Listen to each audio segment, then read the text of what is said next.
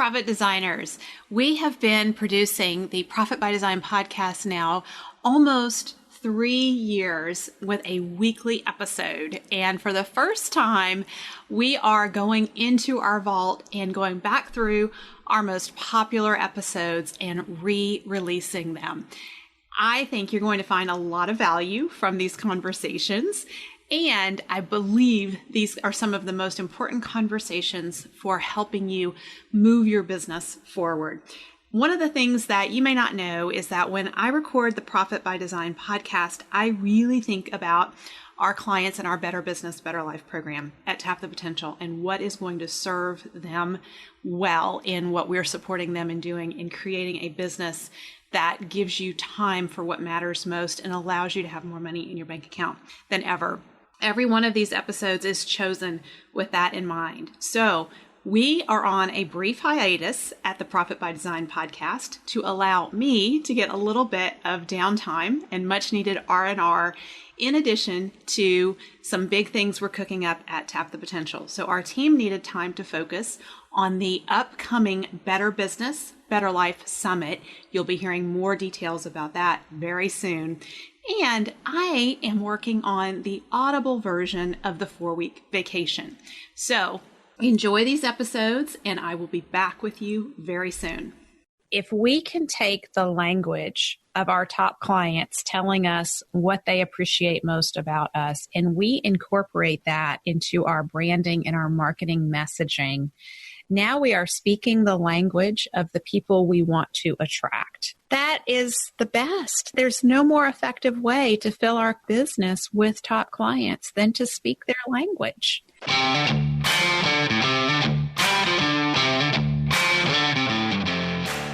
You work hard in your business. On the Profit by Design podcast, we ask the big question. What has your business done for you lately?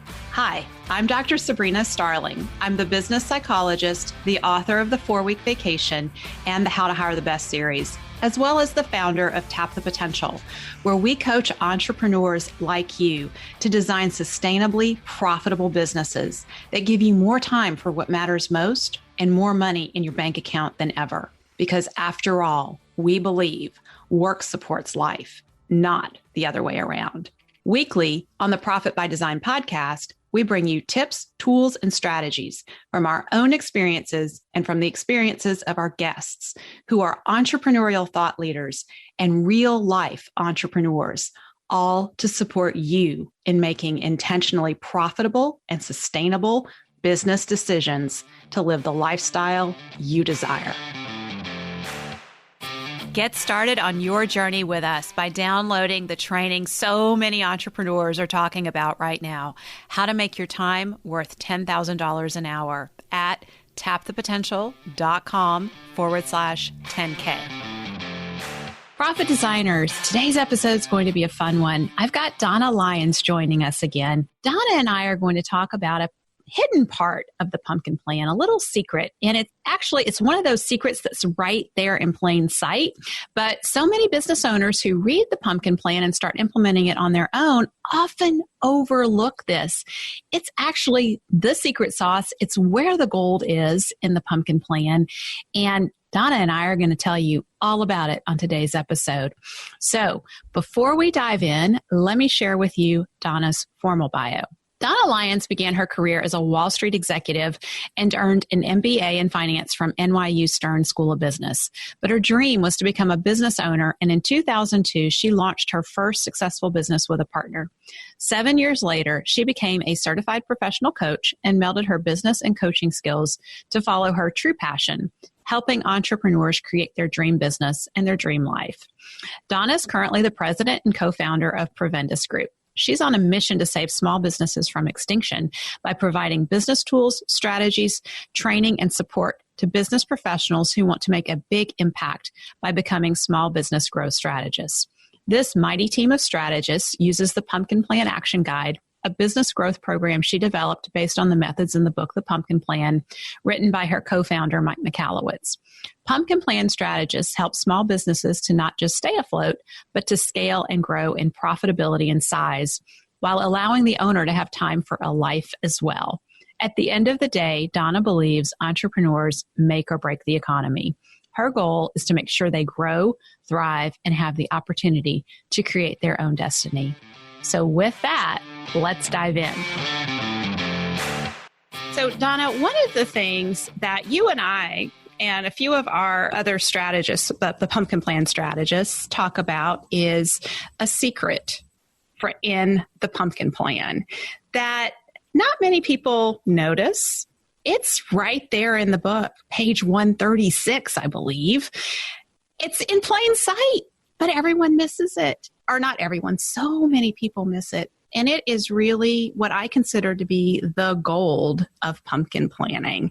It's made a huge impact on my business. You see it making impacts in the strategist businesses and their clients when it's being done. So let's talk about this. Let's bring our profit designers in on this big secret. Yeah, and it is, I think it's either something that maybe people read the book and I don't know if they miss it or if they think, I'm not really sure how to do this. So a lot of people just skip over it. You know, I'm going to be honest that I think for myself, I totally saw it. I didn't want to do it. Yes. I thought I can do all these other pieces of pumpkin planning and it'll be good. I don't need to do this one. Can I share an insight with you? Yes. What I've noticed specifically about the Pumpkin Plan, because I'm working with the Pumpkin Plan all day long, is the techniques and the methods that have the biggest impact on your business also tend to get the most resistance from clients actually wanting to do them. Oh, that's big. Yes. Okay. So for me as a business owner, the things I resist the most from the Pumpkin Plan probably are going to be the most impactful. Yeah, and that could apply to anything regarding your business. Why do we encounter that resistance? Because we know that it's going to have a big impact. And you're the psychologist, Sabrina. I'm sure there's something there that has to do with human psychology and change and maybe even fear of success. Oh, I'm feeling so exposed, Donna, because I'm just like, I'm connecting the dots and I'm thinking, okay, so we just updated this part of the Pumpkin Plan for ourselves, and it has taken us 7 months to get through the process. We just finished it last week. I'm thinking that is our resistance. Yeah. And that's why in a minute, we'll actually tell everybody what we're talking about. Well, we should let them in on the secret. We should let them in. But one thing that I really feel strongly about is in terms of getting coached through this process or having support through this process, that's why it's really important to have that support, to have somebody encouraging you to go forward, to have somebody helping you interpret the information that you're getting. What is the most impactful part of the Pumpkin Plan, Donna? Okay. I'm going to tell a little story and then I'm going to tell you what it is. We're going to keep them hanging a little longer. Just for like a minute longer. When Mike Michalowicz and I started our business around teaching the Pumpkin Plan to business coaches and strategists so that people like you, so awesome coaches like you, could get out there and exponentially have a bigger impact on the world. The first thing that we did is we brought all of our new strategists together. You'll remember, Sabrina, and we had a 3-day training retreat. And one thing that always impressed me about you, Sabrina, is that you walk the talk. So you do not just like gather information and start using it with clients. You try it first. You say, well, if I'm going to have my clients do this, I'm going to have to do it too. And I will never forget, and it's been probably 6 years now, I will never forget after you did the wish list interviews, right? So that's what we're talking about here. That is the secret, the wish list interviews. You came back to me and you said, oh my gosh, this is pure gold. And you said it again today, actually. Oh, yes. I say that all the time. If I could just hold my clients' hands and say, talk to your top clients, have this conversation. If I could just make them somehow do it, I wish I could. I still have clients 6 years later who have not done this, Donna. I mean, talk about huge resistance. It's big. But it is big. What's on the other side of it is enormous. Like there's no words really to describe the impact. It's true. And I think, the resistance comes from probably several different places. And what I hear a lot is they're afraid of what their clients are going to say. Even though part of the wish list interviews, like part of the strategy is you're not interviewing just any clients. You're interviewing your best clients. Yes. So, and that's the thing. And the resistance I had lots of resistance, but one piece of it was me saying to you and Mike, I don't need to do this. I do individual coaching. I talk to my clients every week. What else do I need to ask them that I haven't asked them so far? Yes, that is a great point. If you feel like you interact with your clients all the time, you may think, well, I've got all the information that I need. And I really think that's a mistake that a lot of businesses make. They assume they know what their clients are thinking. Yes. Yeah. And so I'll just talk from my experience. The first time I did wish list interviews, once you and Mike finally convinced me that I should do this, I had these conversations with my clients. Some of them I took to lunch and I brought my notebook, and those were 3-hour-long conversations. It was great. We bonded, had some good meals. I came back with some good data. Others that were not local to me, I had to talk to on the phone, and I recorded those conversations. And I found it really hard to have lunch with a client and ask these questions and take notes and get anything that's useful, because I would and I remember some conversations where one client told me something that he wished we would do. And I thought in my head, yeah, that's too pie in the sky. I don't think we could ever do it. And I poo-pooed it. Do you know what he was telling me to do, Donna? What? Have retreats. No. Yes, which has become a big deal about, our breakthroughs on the Bayou retreat. But in my head, I was going, my clients won't want to travel. They don't want to go. They just want to talk to me on the phone. It's too much inconvenience. I don't know what we would talk about. I mean, all the gremlin talk. And I just poo-pooed it. And I didn't write it down. I didn't do anything with it. So the other clients that I talked to on the phone, we recorded the calls and then I had them transcribed. And I found that personally so much more effective, because then I could look at their answers. And what the power of the wish list interviews for me has been, it's not what one client says, it's what 7 or 8 top clients say. And when we start to see the themes clustering together, that they're all kind of saying the same things, but in different words. And one of the most scary things that came out of our first set of wish list interviews was my clients talking to me about, one of the questions is, if we could wave a magic wand and this one thing could be different or better for you in your business, what would it be? And I think that's the question. It's some variation of that. And consistently, my clients were saying, hire A players, help me find great people, figure out how to grow my business without employees, all the same, around the hiring challenges. And that scared me to death, because between you and I at that time, I had no solution. I had no idea. I remember Mike Michalowicz coming to Riverton to do a mastermind group with me, and we were going to teach the pumpkin plan, and we were talking about, he wanted to know what my clients' greatest challenges are. And I said, well, Mike, to be honest with you, it's this hiring piece. And I said, Mike, do you have any tips to help small business owners with hiring? And he kind of looked at me and he kind of gave me that face, like the lizard face, like, I don't know. Right. And I said, seriously, nothing? He's like, yeah, it's kind of hard.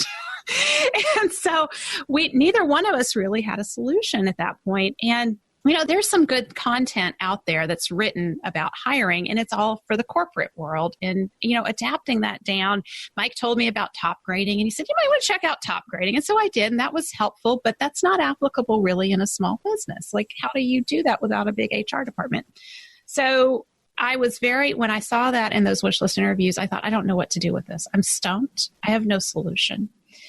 And it was at a retreat that you, Mike, and Rodrigo and I did, where you guys just kind of said, you need to write a book about this. And I was like, I don't want to write a book. I have no solution. And that's where I started on my path to find out if there were small business owners who had successfully hired A players.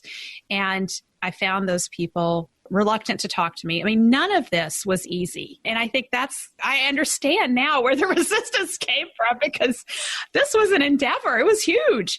And so finally I got some of them to talk to me, and I started noticing patterns. And that's how I came to write my book, How to Hire the Best. That came from the wish list interviews, and it has totally changed the trajectory of my business.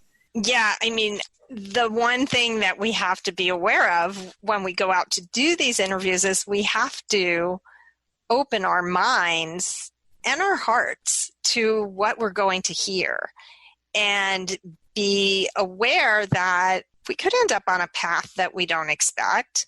But there are a lot of other things that come out of the wish list interviews that maybe are not as large of an undertaking, but can make, small tweaks that can make a big difference. Absolutely. And, so there's two things that I noticed that happen with the wish list interviews. There's the, oh my gosh, I don't know how I would ever fulfill these dreams and wishes and needs the clients have. And then the other is, I knew that. We do that all the time. That's no big deal. And that's actually some of the most powerful content in the wish list interviews, because what those clients are talking about are your strengths and your team's strengths, the things that you are doing day in and day out. And they're just a byproduct of who you are and how you do life, that your clients are appreciating, that your top clients are appreciating. Those are the things that we really want to amplify and shine a spotlight on in the business, especially for marketing and branding purposes. And that's a whole other topic you and I need to get into. Maybe we'll have a little time here to talk about the wish list interviews and marketing and branding. But those things need to be systematized in the business, the things that we do just naturally. And we take them for granted as business owners. Yeah. So I think it would be helpful to back up here and just talk a little bit about how the wish list interviews work. So what we do in the pumpkin plan process is, before we do the wish list interviews, we do our top client assessment. So we list all of our top client or all of our clients, and we go through a series of questions about those clients, and we figure out who's our top 20%. Who are our very best clients that if we could fill our entire business with clients just like them, those would be the clients we would choose. And those are the clients that we want to talk to, because the information that we get from our worst clients is not helpful to us, because those are the squeaky wheels and they're the clients that we would not want to replicate. So we really want to look at, what do our best clients have to say? And what you were just talking about, Sabrina, the things that you say, hey, that's no big deal. We do that all the time. What those clients are telling you is what they notice about you. What is important to them? Because you may have a very long list of great things that you do for your clients. But when you see one or two of those things coming up over and over again, that means those are the things that are important to your top clients. And that's what's going to stand out. So when you talk about marketing, you could end up just tweaking your messaging to focus on the things that you now know that your competition doesn't know, that you know that your top clients care about more than what you might have thought they cared about. Yeah. So, right? It can play with your head a little bit, because you're like, oh, here's why people love us. But then your top clients are telling you a different reason why they love you. Exactly. And it's not what we think, it's what our clients think that matters when it comes to that. And this is why our clients who pumpkin plan their business and actually utilize the wish list interview process are head and shoulders above their competition in the marketplace. You can do marketplace analysis and you can understand what the competition is, but no one is going to have that deep understanding of your business and your unique area of differentiation like you will when you've done these wish list interviews. Yeah, and the other thing that I find really interesting is that when we work with clients, and I don't know if you found this as well, Sabrina, I have had many clients come to me and say, yeah, I did these interviews and here are my notes, but I don't really see anything. Yeah. They don't see it because they're in the weeds of it. Well, it's so much a part of who we are. Like, yes, it's like, yeah, of course we do those things. What's the big deal? Right. And then we look at it and the bells are going off. And I'm saying, you don't see anything, but look at this and this and this. And look, this person is actually saying the same thing as this person, just in a little different way. And that's the goal, to be able to pull out those few key pieces. Mm-hmm. And the way that we get to that gold is a little different, I think, than people might think. Because I think most of us have in our heads, what are the typical questions that you would ask somebody if you were going to get to interview them or you were going to survey them? And the wish list questions are a little bit different. They are, and they have some psychology in them that helps us to get real answers from our clients, and not just answers that are socially acceptable and that they're saying to be nice to us because they want to make us feel good. And that's kind of the challenge when we talk to top clients. They want to tell us nice things, and the wish list interview questions are worded in such a way to pull out the truth. And one of my favorite things is asking about, what don't you like about others in our industry? What drives you crazy? Because now my client's not having to tell me what I do that drives them crazy. They're able to say, here's what other business coaches are doing, Sabrina, that drives me crazy. And quite honestly, when we hear that, some of that, we go, yeah, we do that too. We're going to cut that now. Won't be doing that again in the future, But that's the feedback that we need, that sometimes our clients want to tell us, but they just don't have a way. And now we're opening the door and giving them an easy way to tell us. Yes, absolutely. There is that opening to, in a very nice way, tell you what they don't like. The other thing that I have seen happen is they'll say, well, this is what I don't like about everybody else, but that's why I like you. Yeah. That's why I like your business, because you don't do that. So again, approaching it from a different angle, they're telling you what differentiates you that they care about from all of the other businesses in your industry. Yes. And as a psychologist, when I read the pumpkin plan and I got that piece, that clicked for me, that like attracts like. And so if we can take the language of our top clients telling us what they appreciate most about us, and we incorporate that into our branding and our marketing messaging, now we are speaking the language of the people we want to attract. That is the best. There's no more effective way to fill our business with top clients than to speak their language. Yes, and literally speak their language. So even though some of our clients may give us similar answers in different words, very often, and especially if you record the interviews and you can hear it word for word and get it transcribed, very often you will see the same words popping up over and over again. Right. And what I like to do is actually sit there and highlight those words, like get out a yellow highlighter or your highlighter on your computer if you're looking on your computer, and then it really starts to jump out at you. So instead of using the jargon that you think sounds good, speak to your clients and your prospective clients in their language, in the language that they use to describe what's going on for them, what they wish they had, what they like about you. Yeah. And I'll give some examples that our profit designers might be familiar with. And these are examples that have come out in the Tap the Potential wish list interviews. These are words and phrases we use over and over on the Profit by Design podcast. Get vulnerable, hiring PTSD, employee PTSD, warm bodies, cash sucking business, life sucking.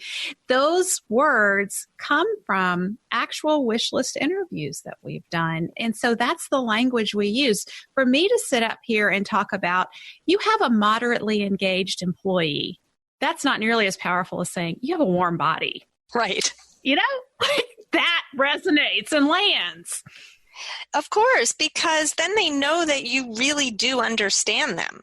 Yeah. That you're not just throwing fancy words at them, but actually you get what they're going through because you're using their words. And it's super powerful. There's another really powerful question in the wish list that has to do with what do you wish that people like me would provide for businesses like yours, right? So it's, what am I not doing that you would love for me to do? Yes. And sometimes they don't have an answer for that. They haven't thought about it. But I think you can share an experience that you've had with your clients around that, where it kind of opened the floodgates, right? Yes. Yeah. So Mike Bruno's not here, so we can talk about him. Are your ears ringing, Mike Bruno? Hey, Mike Bruno. Okay. So Mike Bruno I so appreciate him because he'll just call me up spontaneously and he'll be like, hey, I've been thinking. And I know when he says that, get the notebook out because he's about to give me an idea that's going to be important. And he did that after I did a wish list interview conversation with him. And it really does. Your clients will appreciate when you do these interviews, they appreciate that you really want to know their opinion and input. So it does open up the floodgates, so to speak, that they're going to keep giving you feedback. And that is great. So Mike called me up one day and he said, hey, I've been thinking, it would be really great if you had this program where you could help translate what you're doing with us as the business owner and what we're trying to accomplish in the business, help our team members understand this stuff because I'm talking to them and they're not getting it. And I'm still learning it myself and it's really hard for me to put it in their language. It was something to that effect. I don't know word for word what he said, but it was along those same lines. And out of that came our leadership boot camp program, which is I can't believe how popular it is and how effective it has been. I mean, it's a 6-week program where I'm working with employees and I'm teaching them about Profit First and I'm teaching them about Pumpkin Plan and how to be an A player. And I'm also real clear. So business owners listening, don't send me your warm bodies. I can't fix them. We don't want them at Leadership Boot Camp. Send me your A players and I can really do great things with your A players. But getting those employees on board with the things that our business owner clients are working on in small groups, that is just vitamins for the business because now it's not just the business owner who's doing all this heavy lifting. Now there's team members behind it and everyone's starting to sync up. And I think the really fun thing about Leadership Boot Camp, there's a video and we'll link to it in the show notes. It's about the shirtless dancing guy. And it's not about the leader, but the first follower who shows everyone else what it means to lead. And so in Leadership Boot Camp, what we're doing with those A-player team members is showing them how to be that first follower who really is the leader and shows those other team members how to fall in line and dance along with the shirtless dancing guy who's the leader. Yeah, I think that's a TED Talk, actually. It is a TED Talk. We'll put it in the show notes. This is my favorite TED Talk of all time. All of that came out of wish list interview conversation. And Mike Bruno just kind of, the floodgates open for him and he had an idea and we kept talking about it. And then I didn't just take Mike's idea and go off to work. I took it, I went off to work, I designed this whole program. And then I thought, you know what? I better see if other clients resonate with this before I roll it out.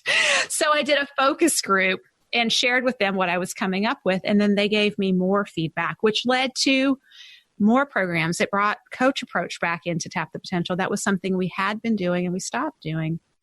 But all of that comes back to listening to our clients and letting them know we want to help them and we want to give them a really good experience. They feel that and then they start coming to us with ideas. And, there are 2 points that come up for me around this. So one is going back to this idea of resistance. One of the reasons why business owners resist doing the wish list interviews, because it actually involves talking to your clients, is they tell themselves stories around their clients are too busy and their clients aren't going to want to talk to them and this is an imposition. If you phrase it to your clients that we are doing this because we want to serve you better, most of them will be honored to speak with you because remember, these are your best clients. They like you. And when you say to them, I want to actually have a conversation with you because I want to be an even better provider for you.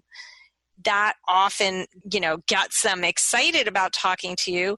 And then when you actually follow through with the advice that they've given you, with the feedback that they've given you, and you can go back to them and say, because of what you told me, I now have developed this for you, or I'm going to offer that, or, whatever it is that you decide to do in response, you are now creating a fan, like a huge super fan. Like they were already your fan, and now they love you even more because you've taken their advice and done something about it for them. They feel very taken care of. And that is hugely powerful. And the other piece of that is that when we talk about business growth, because the pumpkin plan is all about business growth, a lot of times we think what that means is we need more and more and more clients. We need to get more customers. But the truth is that there is another path to growth that a lot of times we overlook, and that is serving our best clients better. So I am taking a wild guess here, Sabrina, that adding those programs have increased your revenue and your profitability, and you've done that without necessarily having to bring in more clients. You've done that by serving your existing clients better. We are all about serving our existing clients better. And that is the first thing we look to when we're looking at how are we going to grow. We're always trying to scale. How do we serve our best clients better? And what I am just so struck by, we just did our updated wish list interviews. And I'm not kidding, it really did take us 7 months. Some of that was just because we've been going through a lot of restructuring internally at Tap the Potential to streamline things. But I'm sure there was some resistance there too. I'm certain of it. So we sat down as a team, and this was a very different experience this time around. Because when I first did this, I didn't have team. I had you and Mike and the other preventive strategists looking at the responses, which is great because we always need those outside eyes. But this time we had team, and they had done some of the interviews. And then what we did is we brainstormed the questions we wanted to take into analyzing our clients' responses first. So we had done the full wish list interviews, but we wanted to go into that data with some questions rather than just looking at, I wonder what's here, because it's so easy to get lost in that information. There's so much information there. So we thought, okay, we're going to do this really good. We'll have 2 questions that we're going to go into this with. Well, there was 3 of us looking at it. And of course, none of us could agree on which questions we liked the most. So I said, okay, you take 2 questions you like. Somebody else takes 2 questions they like. I've got my 2 questions. We went off and analyzed. We came back and we had a team discussion about what we found. And we found lots of ways that we can serve our clients better. We all saw the same patterns and things that were said over and over. That was very clear. But what was so neat is out of that 90-minute meeting, we left with, I think, 6 actionable items we can do right away, don't cost us anything, that are going to really increase our area of innovation and part of our sweet spot, which is personalization. Our clients love that we're offering a group program and they get so much individual attention in there, and that we aren't cookie cutter. They use that word over and over. You guys aren't cookie cutter. You're not telling every business to do the same thing. You're looking at what's going on in our business and helping us customize these things and pick what we need to focus on. But we came back with things that we can do right away that amplify that. And here's the deal. We're all excited on the team. We're excited to roll this out. It's more work for us, but it's not like, here we go. We got to find time on the calendar to do this new initiative now, which, that's kind of a common experience on teams when the business owner gets excited about an idea, goes to the team and says, all right, here's what we're going to do now, folks. And then they just kind of roll their eyes and are like, oh my gosh, another initiative. All of us are excited at the Tap the Potential team about doing these things for our clients. And why do you think everybody's excited? Do you think it's because you included them in the process of analyzing it, or do you think it's because they're just really bought into serving your clients as well? I think it's all of that. And I think the reason they're bought into serving the clients is because I've hired the best. Yeah. No, Glad to see you're walking the talk. So. I'm trying. It doesn't always work. But no, I have hired people that really enjoy working with our clients, and the work that we do gets them excited. I've also invested in learning about their strengths. So we are constantly looking at, what are the opportunities in front of you this week to work from your strengths? And these ideas that came out of the wish list interviews, these things that we're going to do, work from their strengths. I think that's why they're so excited. It's fun to work from our strengths. Absolutely. And they like their job. So it's exciting to hear from your best clients what it is that they like that you're doing and how can I do it even better? So I could see that being really energizing. I do think it's a really important point, though, that if you're a business owner and you have a team, find a way to bring your team in in on these methods. When you're doing something like the wish list, like bring them in on the analysis, because you're right, it makes such a difference when it comes to buy-in if they see the process as opposed to, like you said, I'm handing you another task. Yeah, well, and I'm going to give a shout out here to Charlotte Wassmer of Virtual Partner Advantage. We got to tour Virtual Partner Advantage when we had the last Breakthroughs on the Bayou retreat. And Charlotte and her team have pumpkin planned their business, and they have a beautiful process. And Charlotte shared it with our retreat participants, and her team got to share what they had done. And she kicked off because they have a larger business, they have more employees. So she kicked this off not by going to the team and saying, hey, I read this great book and I've got this coach who wants me to pumpkin plan my business. Let's get pumpkin planning. That's not how Charlotte did it. Charlotte said, I've read a great book. I think it could be a good book discussion or a book club book if you all would like to read it.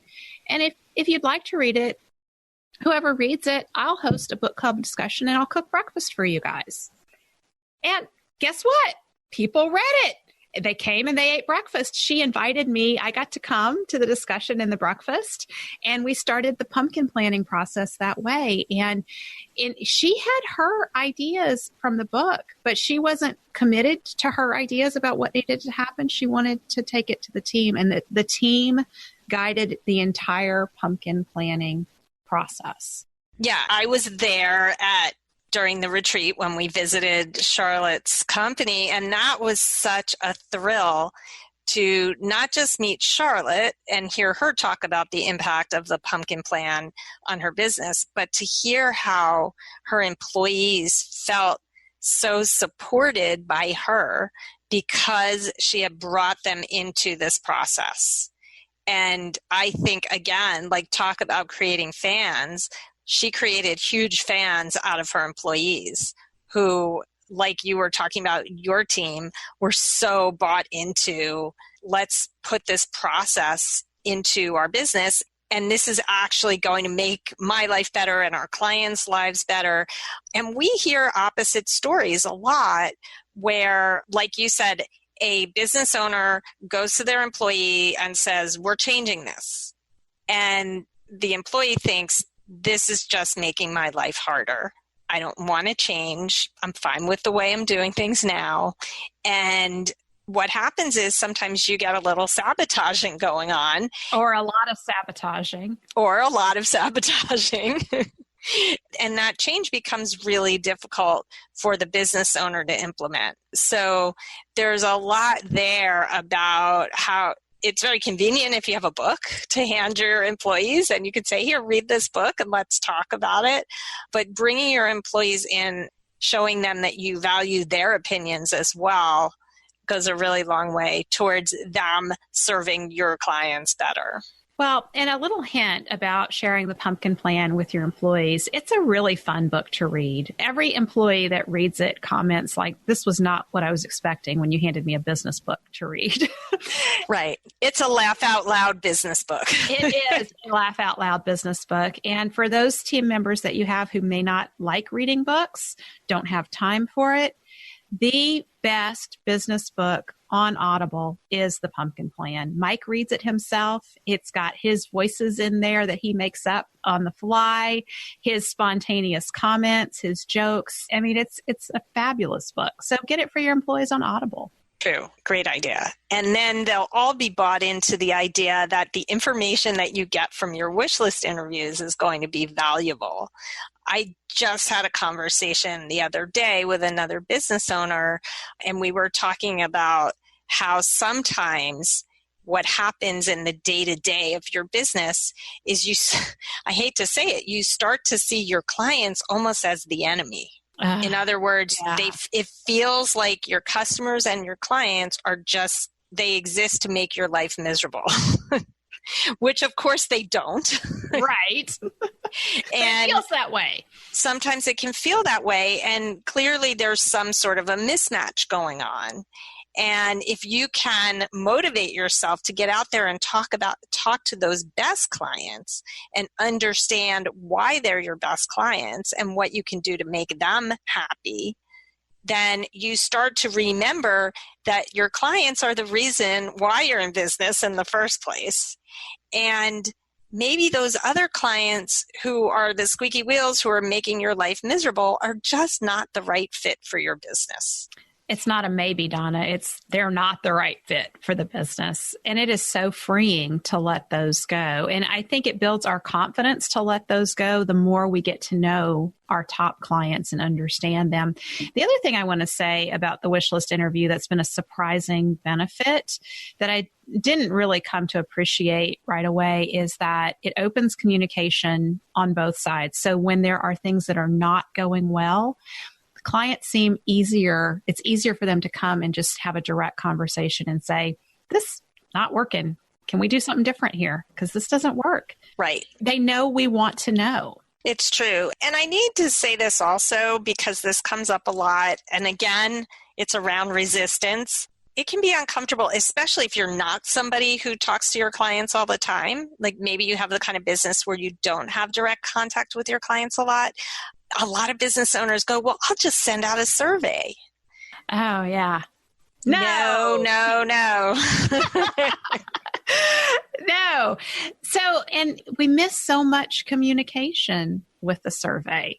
We hide behind our computers. We hide behind our text messages and our social media. The impact of having an actual conversation with your clients, and it is scary. I know that part is scary, especially because everybody else sends out surveys. Why am I getting my clients on the phone or out for coffee? Like, I should be sending a survey like everybody else. That's exactly why you should not be sending a survey, because then you will blend in with everybody else and you're going to find yourself having to give away an iPad just to get people to do your survey, which is not really going to get you the results that you want. And the other issue with a survey is you can't hear tone of voice and you can't ask follow-up questions. And when you get into these conversations with your clients, they may say something that you think, oh my goodness, I need to know more about this. But if you just send a survey, you can't ask that. And the other piece of it is when you send a survey, you are at the mercy of whoever decides they're going to fill it out. Yeah. You are not controlling who you're getting information from. Yes. And so the other thing that I see as soon as we tell our clients, no, don't send a survey, the next question is, okay, can I have my team do the interviews? Yes and no. Okay, so I've done it both ways now. I really think the business owner needs to be in on the first round of interviews. I really think we need to be hearing things directly from our clients.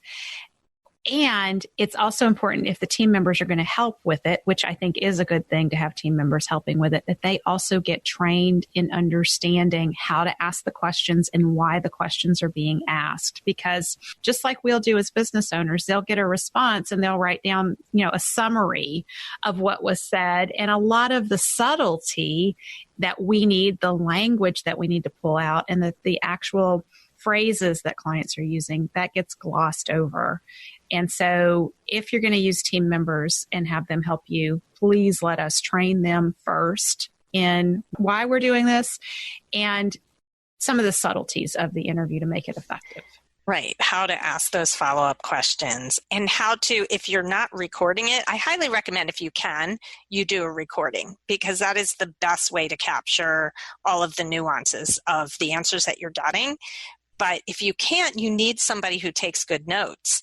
And back when I used to work with clients, I had a client who said to me, you know what? I'm not the person who interacts with our clients. I would like my salesperson who, like, he's not just the salesperson, he manages the events, he manages the projects. He's the guy who has all the contact. Okay, great. But at the time, I left it to the business owner to prep him as opposed to myself. And the notes that he got back were so cryptic that I felt like we missed so much. We still got really good information, but it was clear that this person didn't take great notes. And so I would ask, well, what does this mean? Or what? And the business owner would say, I'm not sure. Yeah, that really shortchanges all the value that can be gleaned from this process. Yeah, it really does. So it might feel a little scary. And like I said up front, it is one of the most impactful things that you can do for your business. And like the gold will keep coming. It's kind of like Midas, right? Like it is. And also say it is scary at first, but usually what we hear from our clients is they did the first interview and they're surprised at how much fun it was. And they want to do the next one and the next one. So it gets, it's just getting past that first one and, pick your favorite client, the one that you talk to all the time and go have the conversation. That will get you over that hump. I think that's a good way to do it. So we have a gift here, Donna. We do. We're going to be a gift from our gifts. Yes, we are. It's one of our immutable laws at Tap the Potential. So we're going to give away my top 5 favorite wish list interview questions of all time. Oh my gosh, Sabrina, you're giving away our secret sauce. I know. But I just feel like this is so important for business owners to have this information. I mean, it's a very powerful tool that's going to make a big difference. So to get your hands on my 5 favorite wish list interview questions, just go to tapthepotential.com/wish. tapthepotential.com/wish. WISH. Donna, thank you for joining us. It was another great conversation. I will always come anytime you invite me, Sabrina. Oh, thanks, Donna. Thank you for spending time with us today. Join our conversation in the Entrepreneurs Take Your Life Back Facebook community at tapthepotential.com/group. Share your aha moments from today's episode, ask me questions, and join in on the fun with your fellow entrepreneurs on the journey to designing sustainably profitable businesses that give you more time for what matters most and more money in your bank account than ever. And finally, share today's episode with a friend if you know a friend who would enjoy it. This is real life business. Keep your chin up, keep moving forward. You got this.